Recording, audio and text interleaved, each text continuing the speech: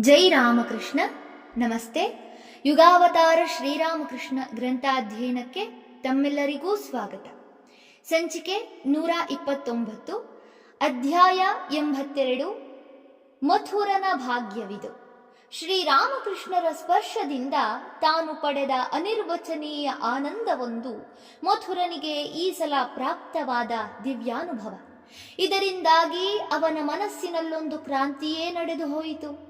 ಆತ ಇಲ್ಲಿಯವರೆಗೆ ಶ್ರೀರಾಮಕೃಷ್ಣರು ಸಮಾಧಿಗೇರುವುದನ್ನು ಅದೆಷ್ಟು ಸಲ ಕಂಡಿದ್ದನೋ. ಆದರೆ ಆ ಸಮಾಧಿ ಸ್ಥಿತಿಯಲ್ಲಿ ಅವರಿಗೇನಾಗುತ್ತಿತ್ತು ಎಂಬುದರ ಸ್ಪಷ್ಟ ಕಲ್ಪನೆ ಅವನಿಗಾಗದ್ದರಿಂದ ಸುಮ್ಮನಿದ್ದ. ಈ ಸಲ ಅವರ ದಿವ್ಯ ಸ್ಪರ್ಶದಿಂದ ದೊರಕಿದ ಆನಂದವನ್ನು ಕಂಡು ಅವನಿಗನ್ನಿಸಿತು, ಇಂಥದೊಂದು ಆನಂದ ಇದೆ ಎಂದು ನನಗೆ ತಿಳಿಯದೆ ಹೋಯಿತಲ್ಲ. ಅವರು ತಮ್ಮ ಸಮಾಧಿ ಸ್ಥಿತಿಯಲ್ಲಿ ಅದೆಷ್ಟು ಆನಂದವನ್ನು ಅನುಭವಿಸುವರೋ. ಅವರ ದಿವ್ಯ ಸಹವಾಸವನ್ನು ಪಡೆದ ನಾನು ಅವರಿಂದ ಆ ಸಮಾಧಿಯನ್ನು ಪಡೆದುಕೊಳ್ಳುವುದು ಬೇಡವೇ? ನನ್ನ ಈ ವಯಸ್ಸಿನಲ್ಲಿ ನಾನೇ ಸಾಧನೆ ಮಾಡಿ ಸಮಾಧಿಯ ಆನಂದವನ್ನು ಅನುಭವಿಸುವುದಂತೂ ಸಾಧ್ಯವಿಲ್ಲದ ಮಾತು. ಅಲ್ಲದೆ ಶ್ರೀರಾಮಕೃಷ್ಣರು ತಮ್ಮ ಇಚ್ಛಾ ಮಾತ್ರದಿಂದ ಯಾರಿಗೆ ಬೇಕಾದರೂ ಅದನ್ನು ದೊರಕಿಸಿಕೊಡಲು ಸಮರ್ಥರು. ಏಕೆಂದರೆ ಅವರು ಸ್ವಯಂ ಭಗವಂತನೇ. ಶಿವ, ಕಾಳಿ, ಕೃಷ್ಣ, ರಾಮ ಎಲ್ಲವೂ ಅವರೇ. ಅದರಲ್ಲೇನೂ ಸಂಶಯವಿಲ್ಲ. ನಾನು ಕಂಡಿದ್ದೇನೆ. ಅವರು ಕರುಣಾಮೂರ್ತಿ, ಕೃಪಾ ಸಿಂಧು. ಆದ್ದರಿಂದ ನನ್ನ ಕೋರಿಕೆಯನ್ನು ತಳ್ಳಿ ಹಾಕಲಾರರು. ಮಥುರನಲ್ಲಿ ಇಂಥ ವಿಶ್ವಾಸ ಉದಿಸಿದ್ದೊಂದು ಸಾಮಾನ್ಯವಾದ ಅದ್ಭುತವಲ್ಲ. ಅವನಿಗೆ ಮಾತ್ರವಲ್ಲ, ಮುಂದೆಯೂ ಕೂಡ ಶ್ರೀರಾಮಕೃಷ್ಣರ ನಿಕಟ ಸಂಪರ್ಕಕ್ಕೆ ಯಾರ್ಯಾರು ಬರುತ್ತಿದ್ದರೋ ಅವರಲ್ಲೆಲ್ಲ ಕ್ರಮೇಣ ಇಂಥ ನಂಬಿಕೆ ಹುಟ್ಟುತ್ತಿತ್ತು. ಠಾಕೂರರ ಇಚ್ಛೆಯಿಂದ ಅಸಾಧ್ಯವಾದುದೂ ಸುಸಾಧ್ಯವಾಗುತ್ತದೆ ಮತ್ತು ಅವರು ಸಂಕಲ್ಪ ಮಾತ್ರದಿಂದ ಯಾರಿಗೆ ಬೇಕಾದರೂ ಆಧ್ಯಾತ್ಮಿಕ ಸತ್ಯಗಳನ್ನು ಅನುಭವ ಮಾಡಿಸಿಕೊಡಬಲ್ಲರು ಎಂದು ಪ್ರತಿಯೊಬ್ಬರಿಗೂ ಅನ್ನಿಸುತ್ತಿತ್ತು. ಅಷ್ಟೇ ಅಲ್ಲ, ಅಂತಹ ಅನೇಕ ಅದ್ಭುತಗಳನ್ನು ಜನರು ಪ್ರತ್ಯಕ್ಷ ಕಾಣುತ್ತಿದ್ದರು.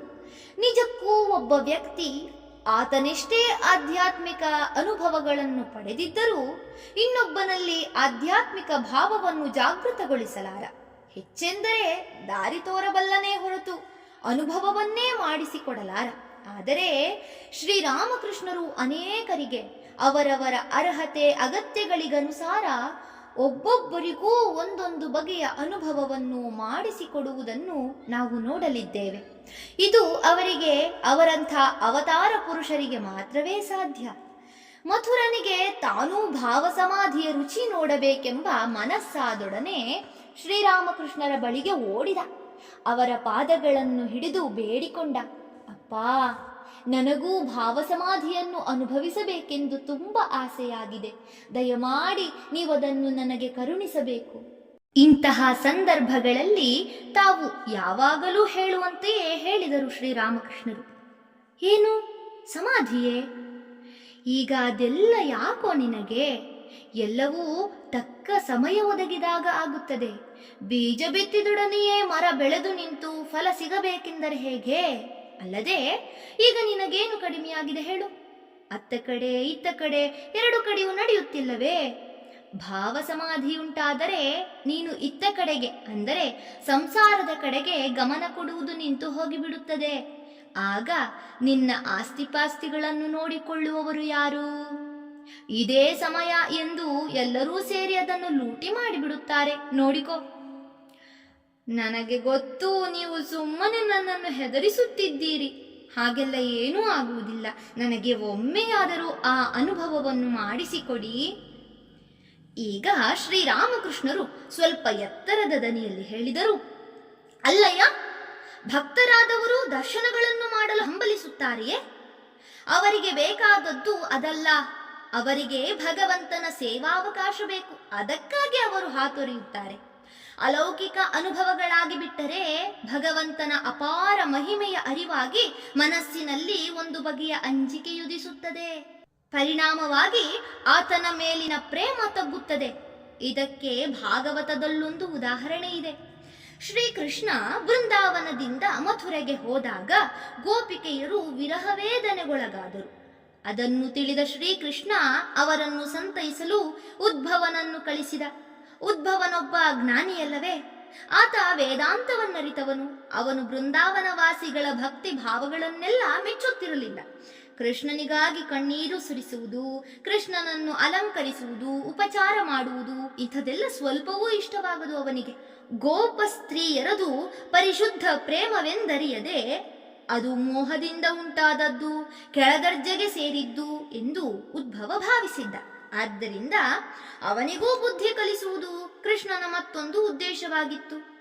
ಉದ್ಭವ ಹೋಗಿ ಗೋಪಿ ಸ್ತ್ರೀಯರನ್ನು ಸಮಾಧಾನಗೊಳಿಸಲು ಯತ್ನಿಸುತ್ತಾ ಹೇಳಿದ, ನೀವೆಲ್ಲ ಕೃಷ್ಣ ಕೃಷ್ಣ ಎಂದು ಸುಮ್ಮನೆ ಕೊರಗುವುದೇಕೆ? ಅವನು ಸ್ವಯಂ ಭಗವಂತನೇ ಎಂಬುದು ನಿಮಗೆಲ್ಲ ಗೊತ್ತೇ ಇದೆ. ಎಂದ ಮೇಲೆ ಅವನು ಸರ್ವವ್ಯಾಪಿ ತಾನೆ.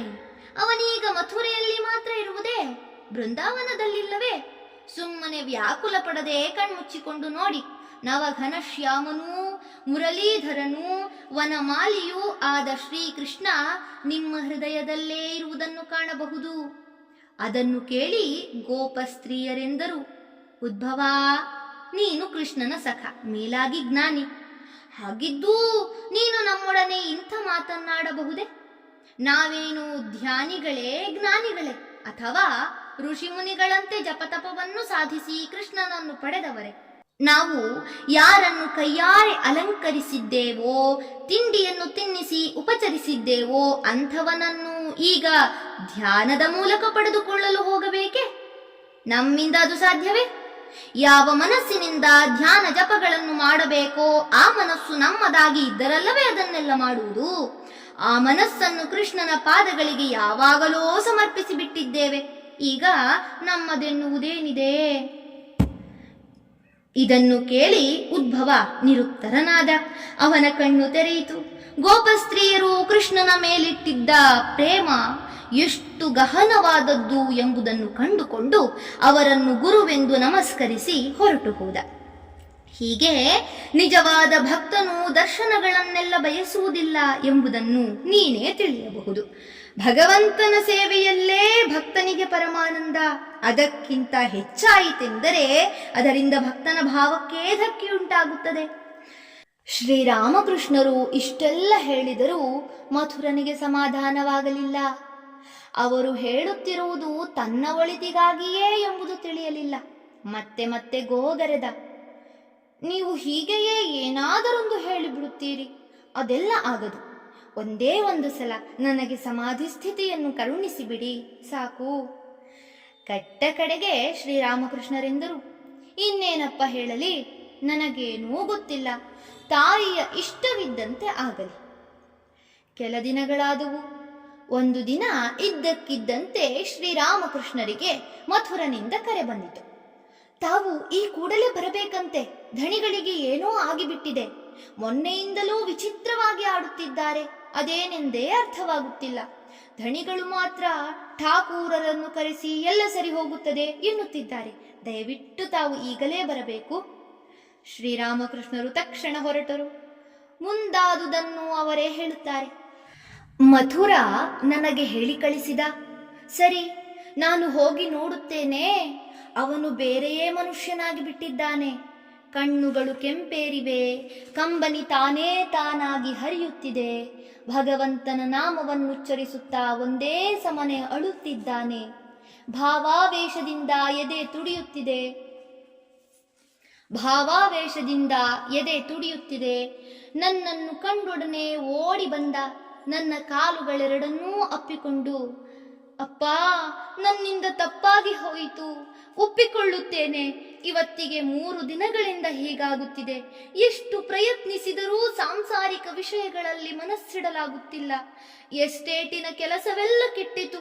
ಸದ್ಯ ಈ ನಿಮ್ಮ ಭಾವವನ್ನು ನೀವೇ ತೆಗೆದುಕೊಳ್ಳಿ, ನನಗದು ಬೇಕಾಗಿಲ್ಲ ಎಂದ. ನಾನು ಹೇಳಿದೆ, ಅಲ್ಲಯ್ಯ, ನೀನೇ ಅಲ್ಲವೇ ಅದನ್ನು ಕೊಡಿಸಿ ಎಂದು ಗೋಗರೆದದ್ದು. ಆಗಲೇ ಸಾಕಾಗಿ ಹೋಯಿತೆ ಮಥುರನಿಂದ. ಹೌದು, ನಾನು ಹೇಳಿಕೊಂಡದ್ದೂ ನಿಜ, ಮತ್ತು ಈಗ ನಾನು ಆನಂದಭರಿತನಾಗಿರುವುದೂ ನಿಜ. ಇಲ್ಲವೆಂದಲ್ಲ, ಆದರೇನು ಮಾಡುವುದು? ನನ್ನ ಕೆಲಸವೆಲ್ಲ ಮಣ್ಣು ಪಾಲಾಯಿತಲ್ಲ. ಅಪ್ಪ, ಇದೆಲ್ಲ ಏನಿದ್ದರೂ ನಿಮಗೆ ಸರಿ, ನಿಮ್ಮ ಭಾವ ನಿಮಗೆ ಶೋಭಿಸುತ್ತದೆ, ಅದು ನಮ್ಮಂಥವರಿಗಲ್ಲ. ದಯವಿಟ್ಟು ಅದನ್ನು ಹಿಂದೆಗೆದುಕೊಂಡು ಬಿಡಿ, ನೀವೇ ಇಟ್ಟುಕೊಳ್ಳಿ ಅದನ್ನು. ನನಗೆ ನಗು ಬಂದಿತು. ನಾನೆಂದೆ, ಮಥುರಾ, ನಾನು ನಿನಗೆ ಈ ವಿಷಯವನ್ನು ಮೊದಲೇ ತಿಳಿಸಿದ್ದೇನೋ ಇಲ್ಲವೋ? ಆಗ ಅವನು, ನೀವು ತಿಳಿಸಿದ್ದು ನಿಜ, ಆದರೆ ನನಗಾಗ ಅಷ್ಟು ಗೊತ್ತಾಗಲಿಲ್ಲ. ಅದೇನೋ ಬಹಳ ಆನಂದವಾಗಿ ತಮಾಷೆಯಾಗಿ ಇರುತ್ತದೆ ಎಂದುಕೊಂಡೆ, ಆದರೆ ಇದೊಳ್ಳೆ ಭೂತ ಹಿಡಿದಂತೆ ಹಿಡಿಯುವುದೆಂದು ಯಾರಿಗೆ ಗೊತ್ತಿತ್ತು? 24 ಗಂಟೆಯೂ ಅದರ ಹುಚ್ಚಾಟದಲ್ಲಿ ಕುಣಿಯಬೇಕಾಗುತ್ತದೆ, ನನ್ನಿಷ್ಟದಂತೆ ಏನೂ ಮಾಡಲಾಗುವುದಿಲ್ಲ ಎಂದು ಯಾರಿಗೆ ತಾನೇ ಗೊತ್ತಿತ್ತು? ಈಗ ದಯೆ ತೋರಿ ನನ್ನನ್ನು ಇದರಿಂದ ಪಾರು ಮಾಡಿ ಎಂದು ಕೇಳಿಕೊಂಡ. ಆಗ ನಾನವನ ಎದೆಯ ಮೇಲೆ ಕೈಯಾಡಿಸಿದೆ. ಎಲ್ಲವೂ ಮೊದಲಿನಂತಾಯಿತು. ಭಾವ ಸಮಾಧಿಯ ಆನಂದವನ್ನು ಪಡೆಯಲು ಎಲ್ಲರಿಗೂ ಎಲ್ಲಿಲ್ಲದ ಹಂಬಲ. ಅದು ಸಹಜವೇ, ಆನಂದ ಯಾರಿಗೆ ಬೇಡ? ಆದರೆ ಈ ಆನಂದದ ರಭಸವನ್ನು ತಡೆದುಕೊಳ್ಳಲು ಯಾರಿಗೆ ಸಾಧ್ಯ ಎಂಬುದೇ ಪ್ರಶ್ನೆ. ಆಂತರ್ಯದಲ್ಲಿ ಆಸೆಯ ಕಿಲುಬಲೇಶ ಮಾತ್ರವಿದ್ದರೂ ಆ ಭಾವ ಉಳಿಯಲಾರದು. ಯಾವುದೋ ಒಂದು ಕ್ಷಣದಲ್ಲಿ ಭಾವೋತ್ಕರ್ಷವಾದರೂ ಆಂತರ್ಯದಲ್ಲಿ ಕಾಮಕಾಂಚನಾಸಕ್ತಿ ಇದ್ದರೆ ಅದು ಮರುಕ್ಷಣಕ್ಕೆ ಮಾಯವಾಗಿ ಆತ ಹಿಂದಿನ ವ್ಯಕ್ತಿಯೇ ಆಗಿಬಿಡುತ್ತಾನೆ. ಧನ್ಯವಾದಗಳು. ಇಂದಿಗೆ ಅಧ್ಯಾಯ 82 ಸಂಪೂರ್ಣವಾಯಿತು. ಮುಂದಿನ ಸಂಚಿಕೆಯಲ್ಲಿ ಹೊಸ ಅಧ್ಯಾಯವನ್ನ ಪ್ರಾರಂಭಿಸೋಣ. ಓಂ ಶಾಂತಿ ಶಾಂತಿ ಶಾಂತಿ. ಹರಿ ಓಂ ತತ್ಸತ್. ಶ್ರೀರಾಮಕೃಷ್ಣಾರ್ಪಣಮಸ್ತು. ಸರ್ವೇ ಜನ ಸುಖಿನೋ ಭವಂತು. ಜೈ ಶ್ರೀಮಾತಾ.